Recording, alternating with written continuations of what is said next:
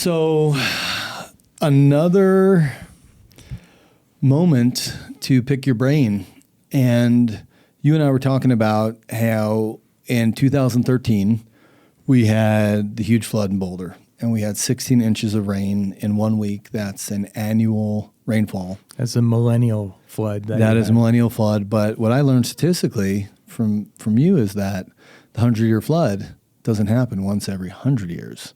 It could happen every year. Yeah. Right? But it happened, and we got 16 inches of freaking rain in 1 week. And I remember it was all clear water, and the college kids were starting to bike through the streets, which were rivers, and then all of a sudden, some brown wrinkle-neck trout popped up, and the sewers and the fresh water were mixing. And now I'm wondering about endotoxin during those times. But we were not feeling great as a family, and then we started to feel tragically worse. And I think I told you my phlebotomist Cheryl, who was eclectic and always had something to share about health and healing, she gave me Richie Shoemaker's Mold Warriors. And I was just like, I'm going to Serme Arid Desert, mold schmold. And it's crazy to think what was in that book and how it sat on my shelf for at least a year. And patients who were getting better with us, like radically better, wildly regressed after that flood. And then even more importantly, patients who never got better with us got worse. And I said, maybe there's something to water damaged buildings and mold. And so I read the first 2 chapters, kind of like you were sharing with, I think it was Chronic biotoxinillness.com or something like that. Dr. Shoemaker's first Chronic website. neurotoxin. Chronic neurotoxin. That's right. When you stay up till 3 a.m, I don't stay up as late as you. I try, I aspire, but I stayed after work. It's an acquired taste. It's an acquired taste of testimony. So I stayed out after work, and I read those first 2 chapters, and I was driving home, and I called my wife, and I said, not making home to dinner, I have to pull over and read more of this. So I pulled into this random Starbucks, got a cup of peppermint tea, and I read chapter 3 of Mold Warriors. And as a guy who, I loved my undergrad was pre-med and then kinesiology, which is now called integrated physiology, kind of like exercise physiology and sports medicine stuff. But if I go back and do it again, I would have done biochemistry because I just love biochemistry. And when I got to chapter 3 of Mold Warriors, that's where he lays out the biochemistry of the biotoxin pathway and CIRS, and he shares unidentified bright objects, those white spots on the brain matter that are not MS located, multiple sclerosis. And I'm just sitting there like going, this is it. So I ran labs on our family who was not doing well and health-wise. And to this day, there's some of the highest markers for anticardiolipin antibodies, for C4A, for TGF-beta. My MMP9 goes bananas when I get into CIRS. MSHs of undetectable less than 8, MARCoNS through the household. And I remember reaching out to you and saying, we're not that comfortable treating kids yet. Can you help me out? And you said, yeah, why don't you come down to Roswell, New Mexico. Roswell. And the Dorninger tribe packed up the car, and I got to spend 3 days shadowing you while you also saw me and my family. And who was doing the cluster symptoms in the VCS? Was it Rosia? I think it was Nora. Nora, that's right. Yeah, she was lovely and just boom, boom, boom, boom. Had everything was dialed, and I was like, this is exactly what was in the book. And you taught us how to treat peds, which are so much easier than adults to deal with. And what I learned from you is, yes, this is this wild Nobel Prize in medicine deserving research, but there's a blue collar pathway here. Clean building, cholestyramine. Clean building, cholestyramine. Clean building, cholestyramine, treat MARCoNS. Clean building, cholestyramine, treat MARCoNS. How long did it take you to take all that complicated information and then do the Dr. McMahon, here's the simple clinical reality? Yeah, I think it took about 27 minutes. Really? No. No. The first 2-3 years, I'm giving people cholestyramine, and it's like I'm crossing my fingers. I'm waiting for the bottom to drop out because they keep getting better. And they keep getting better. Yeah. And it probably was, I don't know, 3 or 4 years maybe of you know, and you would have come down in that time of just waiting to see, okay, now the next 20 people aren't going to get better. The next 50 people aren't going to get better. It's going to average out, but it never has. And so probably around 2014, I really started giving a lot of thought. And by that time I had already passed certification. I just started really giving a lot of thought to what this problem was. And, you know, how do you explain it to people? How do you explain it to doctors? What literature would I give a doctor if they asked me about it? And just try to find better ways to communicate it. Because in some ways, it's a fairly difficult illness to understand. And if you have no history in healthcare, it's difficult to understand. But even if you're a doctor and, you know, you've gone to medical school or naturopathic school, it may still be difficult to comprehend unless you can kind of break it down into some simpler chunklets. Some bite-sized pieces. Bite-sized pieces. And so that's what I really started working on. And then somewhere in there, probably closer to 2017 or 18, 16 or 17, I started doing some legal work. Not much, but I started doing some. And I realized that I needed to be able to explain this to judges who, you know, are going to review what I've written and decide whether I'm qualified to testify or not. And so some judges are most judges are very intelligent because most of them are previously lawyers. But from my own son, who I recognize as a lawyer, they don't necessarily like the biological sciences. And that's why they go into law instead of into medicine. And so I had to find ways to just break it down into just little itsy bitsy bite-sized pieces that people could handle and then just build on top of those and build on top of those so that you could get an understanding of the illness. That's a very interesting comment on the judges because it's really like they go into like scientific linguistics and debate and precedent, and it's a little more cut and dry, where human physiology is so three-dimensional. It's systems on top of systems on top of systems, which you can see on the biotoxin pathway. But I just so appreciate that you know how to take something very complex and do your elevator speech, whether it's to a husband or to a judge or to whoever. Would you to this day say the 3 most important steps of the 12-step Shoemaker Protocol is remove patient from biotoxin exposure, take your cholestyramine, Welchol, and eradicate MARCoNS? Oh no, it's VIP. From day one. From day one. No, that is. Yeah.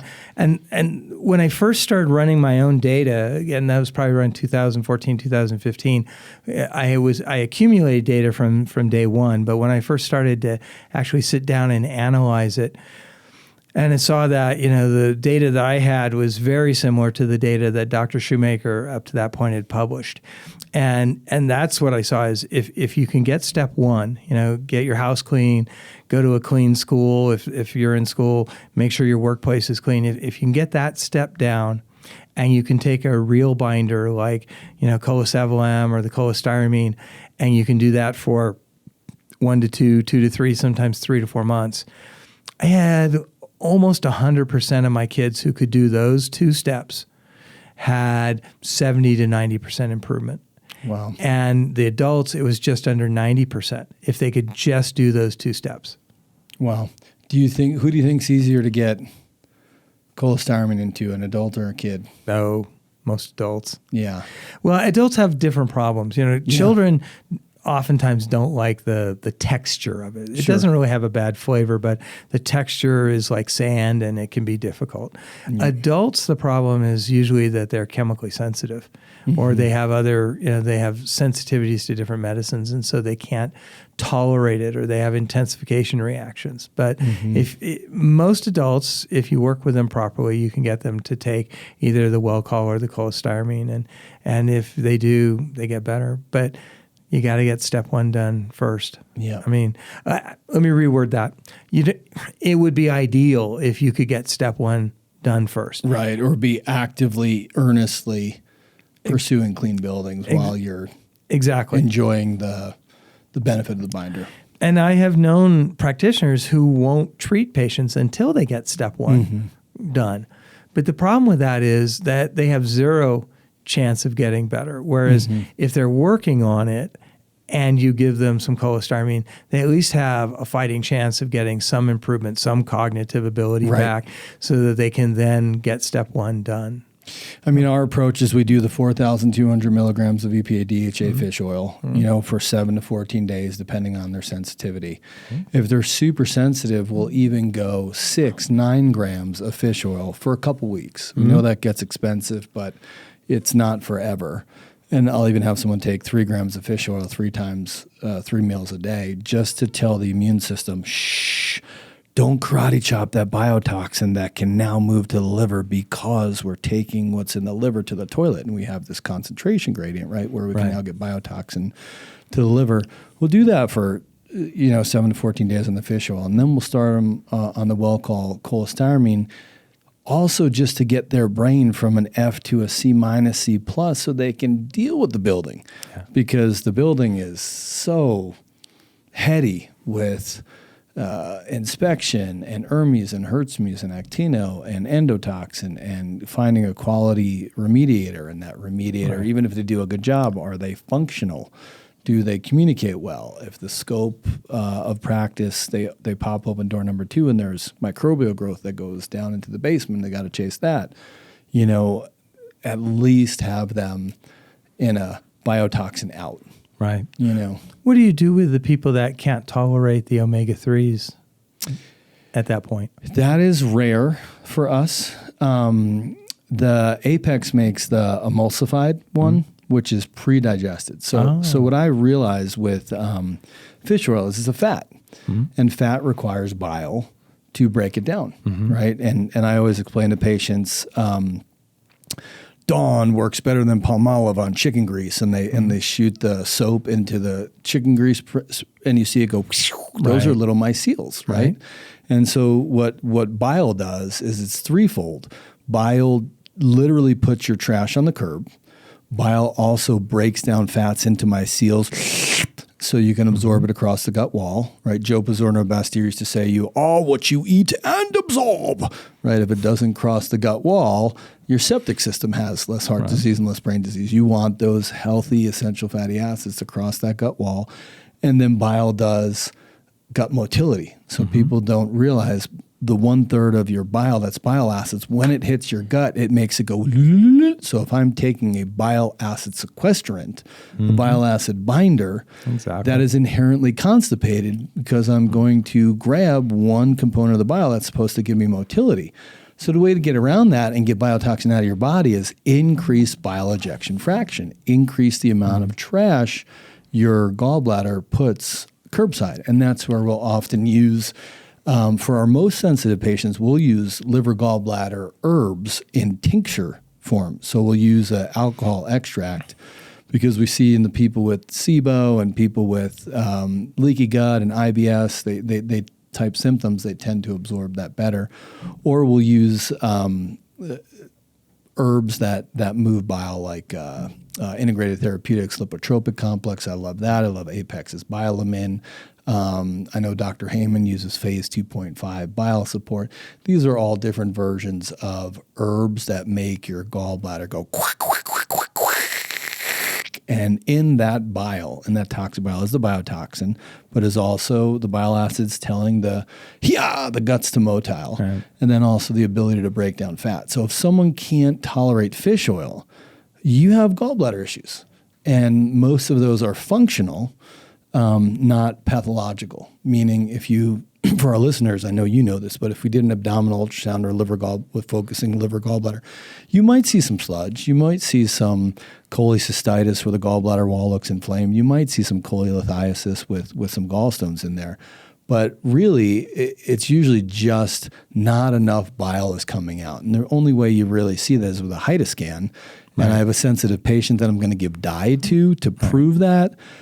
The way Blanchette does the HIDA scan for his most sensitive patients is he knows his sonographer, and she or he will do a ultrasound of the gallbladder. Then he'll have them eat a ton of fat, and then they'll ultrasound the gallbladder again, and he'll literally look for a squeeze on the follow-up. And I thought that was a clever way in a sensitive patient that you don't want to have dye poisoning, do that. But we usually say, oh, you have a history of not absorbing fish oil well. You're also the person who probably is going to complain about how peanut butter feels and a big fatty marbleized steak and every other fat. So we really try and get that gallbladder going. And have you ever read the biotoxin pathway like 5 years later and you go, how did I not see that? No, I understood it immediately. You understood immediately. No, I really did. I mean, I spent a couple hours with it shortly after Dr. Shoemaker gave it to me. Yeah. I talked to him several times about it, and then I spent another hour with it. So I think I have a pretty firm grasp of it. Well, and for me, there's things like I love the biotoxin pathway and explaining it to patients who have been on a chronically ill roller coaster for years, even decades, and watch their eyes light up as they see themselves and they start reestablishing hope of, hey, I think this guy might have something for me. But on there, that little green circle, it says direct effect. Biotoxins have direct effects on nerves. Right.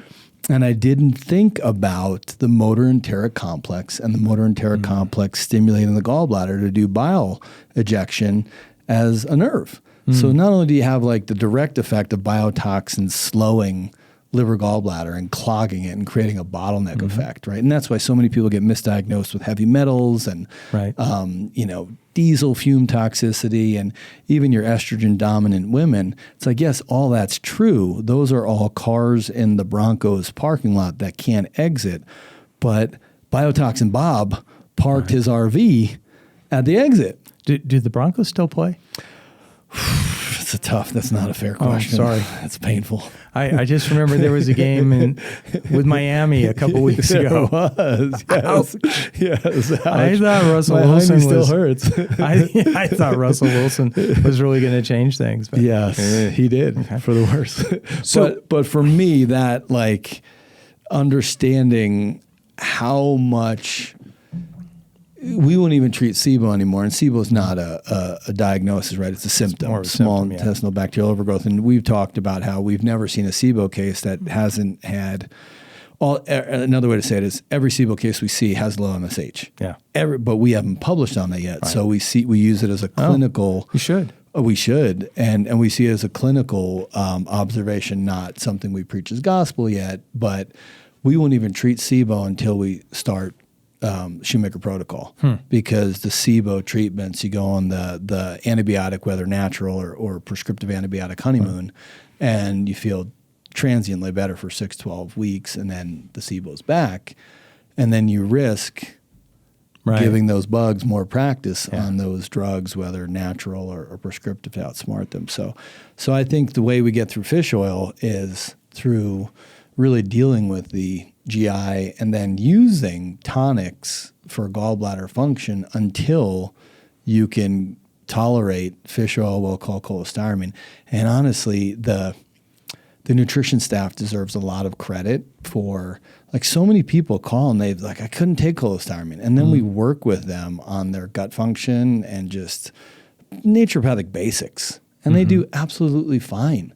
Yeah. And so I think, one advantage our clinic has, which I've learned so much from you and then you learned so much from me on this side, is that you don't learn as a medical doctor inherently gut health. Right. And I think that's slowly changing. Right. Like, people are realizing the gut biome is real and gut function is real and gut-brain axis and brain-gut axis.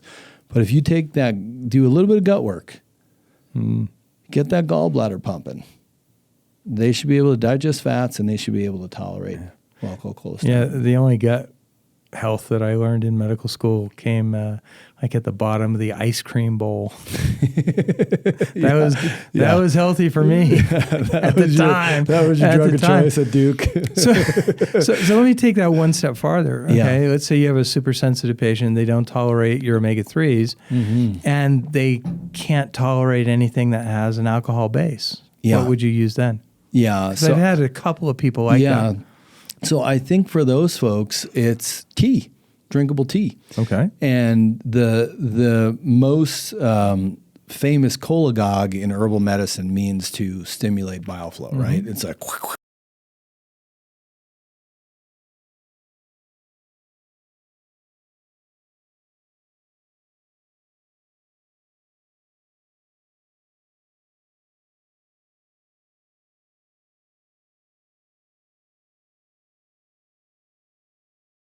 single teas, and single in herbal medicine just means one ingredient.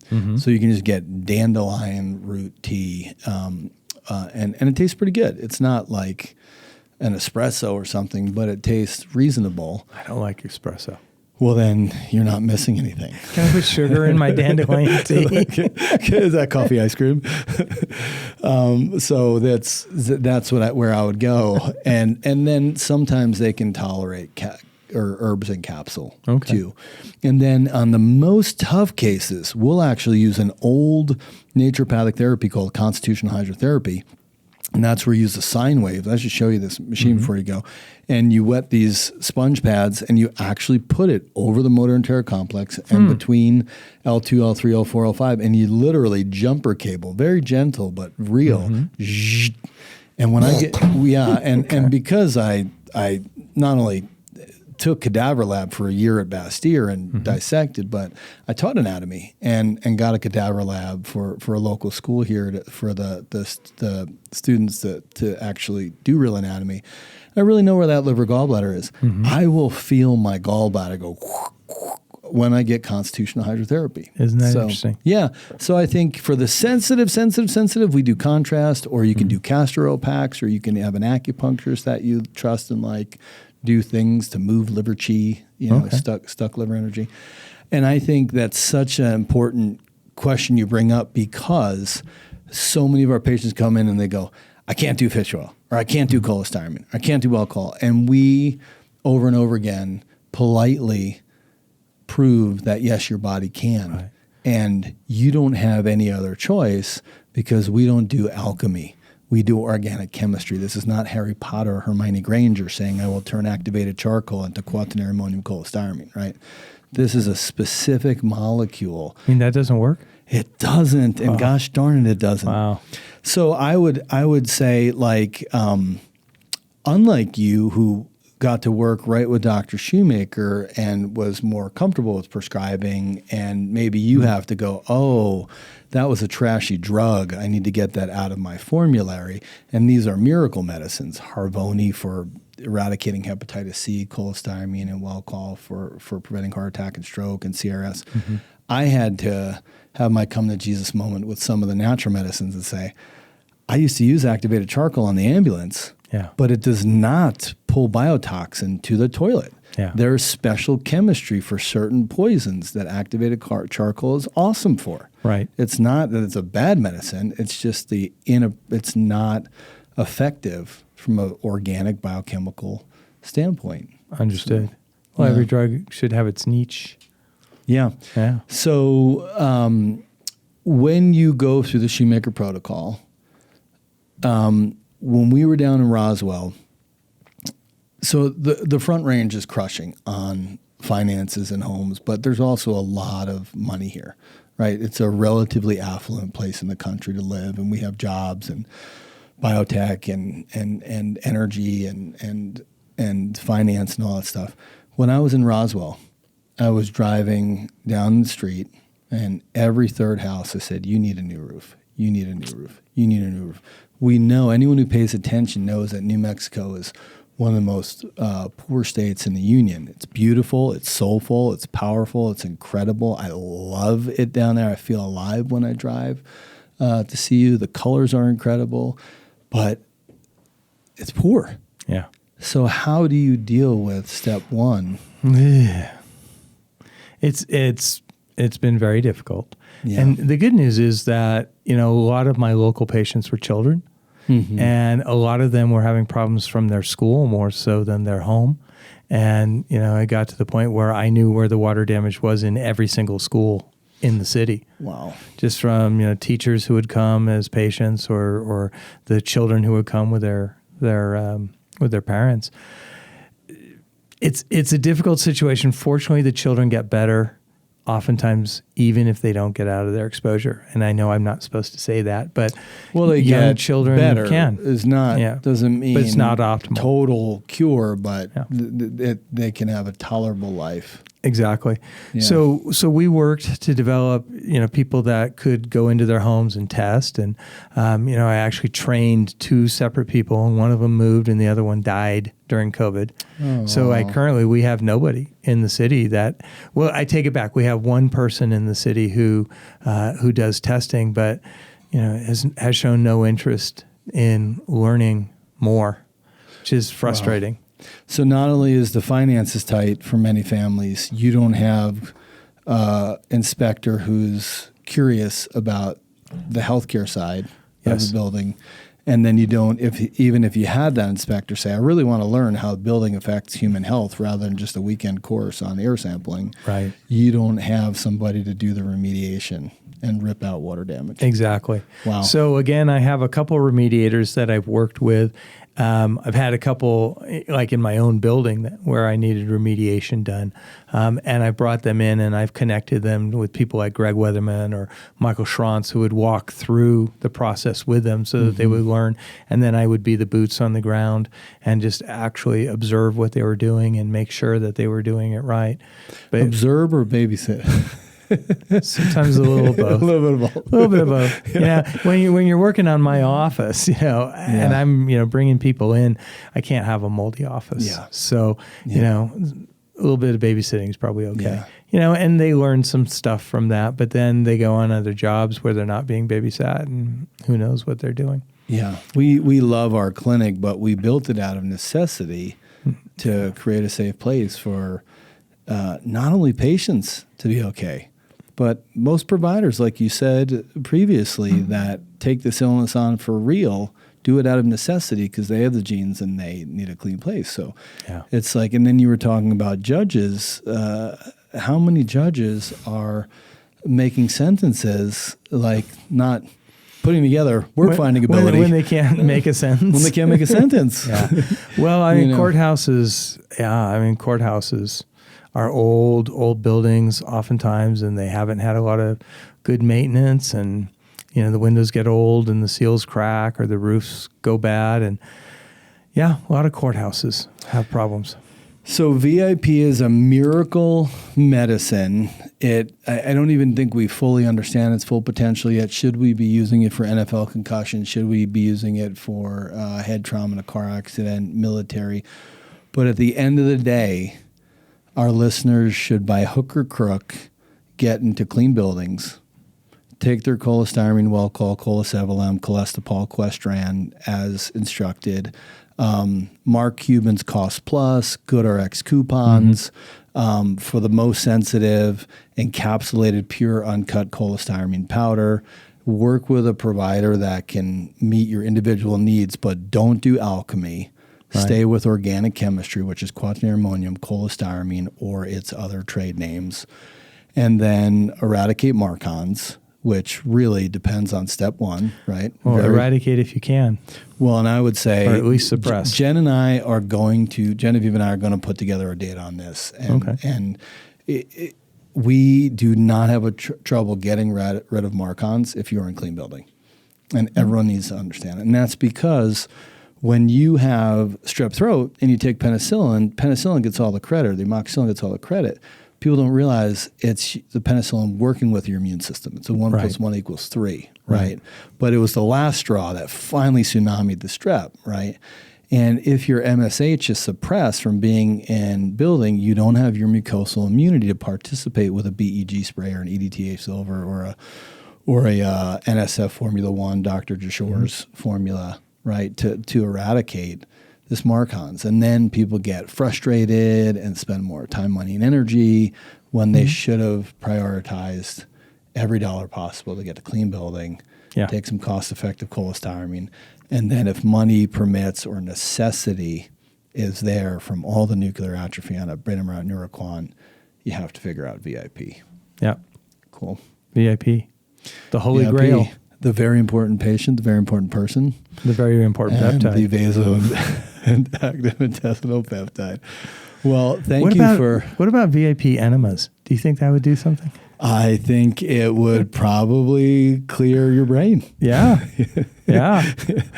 I'll let you collect the data on that one. Don't give our listeners any ideas. Don't do that. Don't do that. Did we mention it's clean building, cholestyramine, and eradicate Clean building, MARCoNS?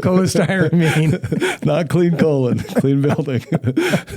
Well, thank you for simplifying a very complex, frustrating topic and helping keep the world on track. Don't forget steps. Un, dos, tres. One, Un, two, dos, three. tres. Yeah, if you can do un, you can do dos, and you can do tres. Yeah. If you can do those 3 steps, almost everybody will get massively better. And then at the end, VIP is what brings you back. I believe it balances out your innate immune system, brings it back down to normal. It's a reset. Yeah. A great reset. A great reset. But if you're chasing VIP before you do steps 1, 2, and 3, you are misspending money. You got to focus on that building and getting that binder through the body. Yep. Yeah. All right, brother. Thanks. Cool.